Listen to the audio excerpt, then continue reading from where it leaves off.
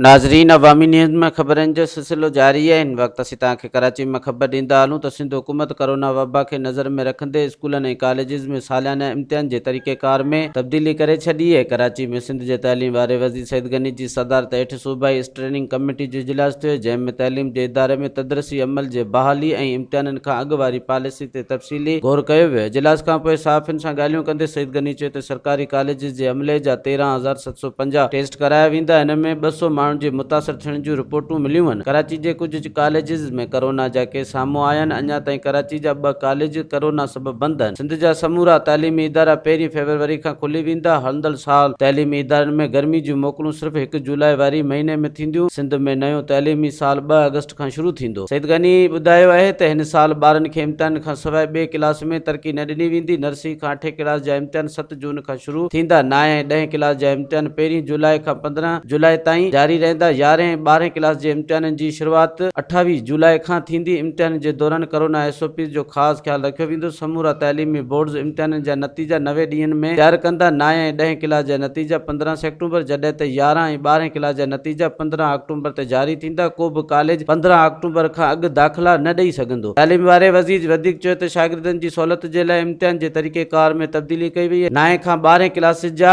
Practical जून में हाणे स्कूलनि ऐं कॉलेजनि में थींदा। पर्चे जे लाइ 3 कलाक जी बजाय 2 कलाकनि जो वक़्तु हूंदो। MCQs 50% कयो वियो, 30% तफ़सीली ऐं 20% मुख़्तलिफ़ सवाल ॾिना वेंदा। मज़ीद खबरों और तफसीलात के लिए विजिट करें हमारी वेबसाइट www.awamiNewsHD.com।